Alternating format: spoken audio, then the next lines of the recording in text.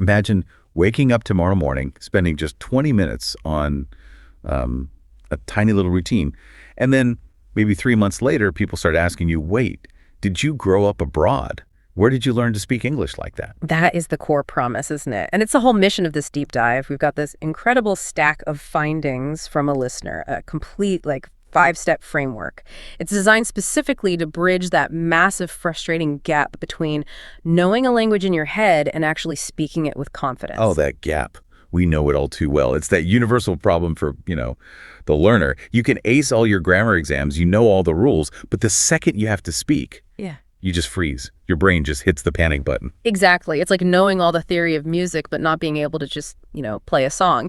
And this routine, it targets the muscle memory, the rhythm, and maybe most importantly, that psychological barrier. I can so relate to the anecdotes in these notes. I mean, I used to be that guy who sounded like a robot.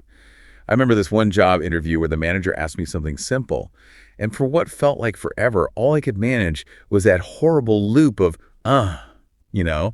Actually, Yeah. just trying to sound natural completely destroyed my confidence. And that's exactly what this 20-minute framework is designed to dismantle piece by piece. We're not adding more vocabulary here. This is all about application and getting rid of those, unnatural habits from textbook learning. Okay, so let's jump in. Phase 1 seems to be all about fixing the sound, the rhythm. Step 1, it takes just 5 minutes. Our listener calls it shadowing madness. Right. And shadowing is a known technique, but the way it's done here is what makes it so powerful. Most people just do it for pronunciation. But this routine demands more.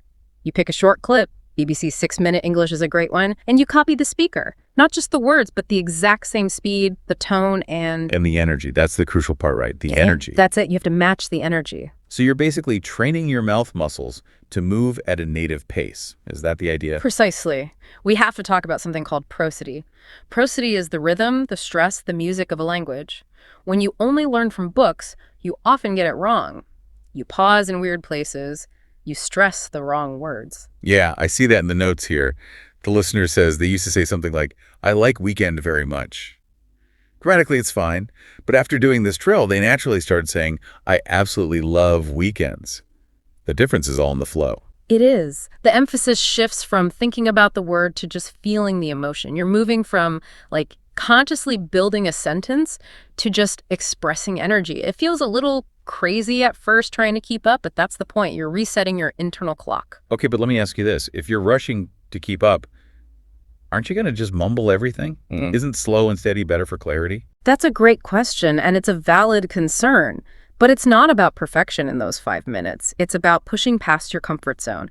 The moment you're forced to match native speed, your brain stops having time to translate. It forces you to just operate in English. Flow becomes the priority, and the clarity follows over time. Got it. So once the rhythm is there, we move to phase 2. This seems to be about adding emotional depth, which brings us to step 2, the one magic sentence method. Yes, and this one directly attacks that expressive flatness you hear a lot. When someone speaks a second language, their voice can stay in this very safe, neutral tone. This method fights that. And the way it's done is so clever. You just pick one cool conversational sentence. The example in the notes is, I'm not going to lie, this food is next level. Yeah. And you repeat it 10 times. But, and this is the key, each of those 10 times has to be with a totally different emotion. So you say it excited, then shy, then angry, sad, sarcastic, flirty. Wordy, really? Oh, yeah. It's basically vocal training disguised as a fluency drill. So what's the big benefit here? Why is this better than just practicing 10 different sentences?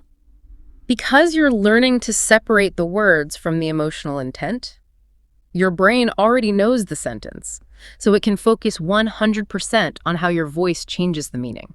And this is what really breaks the reliance on filler words. When you're trying to sound angry, you don't have time to say, actually, or like. That makes so much sense. You're connecting English words to a whole range of feelings. Right. I did see that funny note about accidentally using the flirty voice on a family member. That must have been awkward. A little awkward, yes. But it shows you're pushing boundaries. And that leads perfectly into step 3, which is the Bollywood plus Netflix copy-paste trick. Right, so this takes shadowing and puts it into a visual context. You pick a short scene from a show you love, like Friends or Suits, just a few lines of dialogue. You pause, and you copy one of the actors word for word 10 times. And the power here is that you're picking up colloquialisms, slang and idioms, in their natural habitat. You don't just learn the phrase, you learn when and how to use it. But I know what some people are thinking. Isn't copying TV dialogue just going to teach you outdated slang? It's a fair point, but you're not trying to memorize one specific line. You're internalizing the pattern of fast, natural conversation.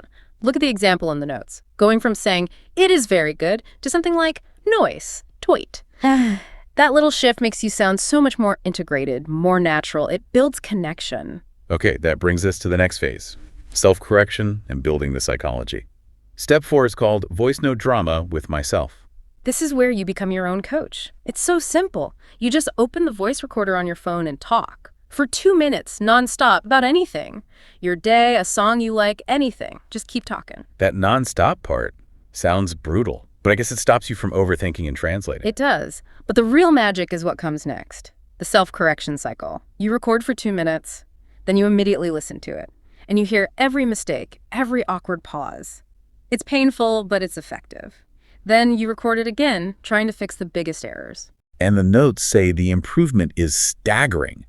I mean, one person sent a voice note to a friend in Canada who wrote back, "Wait, when did you move here?"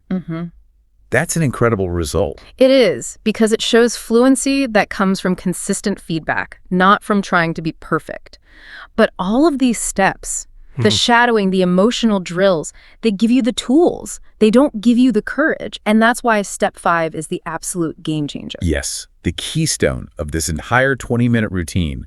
We are talking about the 60-second mirror fire technique. This step has nothing to do with grammar. It's 100% about tackling the psychological barrier that stops people.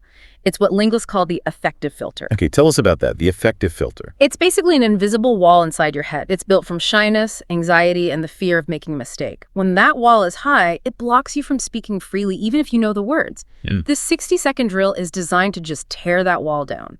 And the execution is so simple, but it sounds so hard.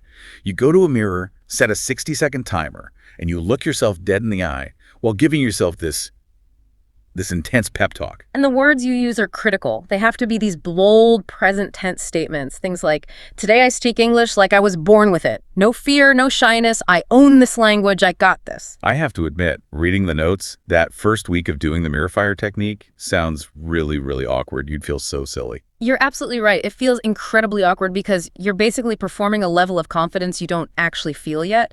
But by doing it every single day, by looking yourself in the eye and demanding that change, you force your brain to catch up. After 2 or 3 weeks, that filter just starts to crumble. And all the skills from the other steps finally come pouring out. That's the engine of the whole system. The other drills are just technical exercises without it. The notes are very clear on this point. Never ever skip this step. Exactly. So if you put it all together, shadowing fixes the mechanics, the magic sentence adds emotion, copy-paste gives you context, voice notes provide feedback, and then mirror fire gives you the psychological permission to actually use it all without fear. The results are undeniable.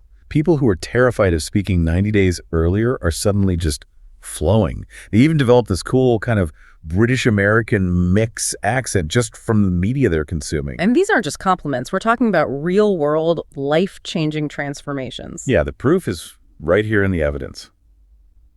Ajisha from Lahore.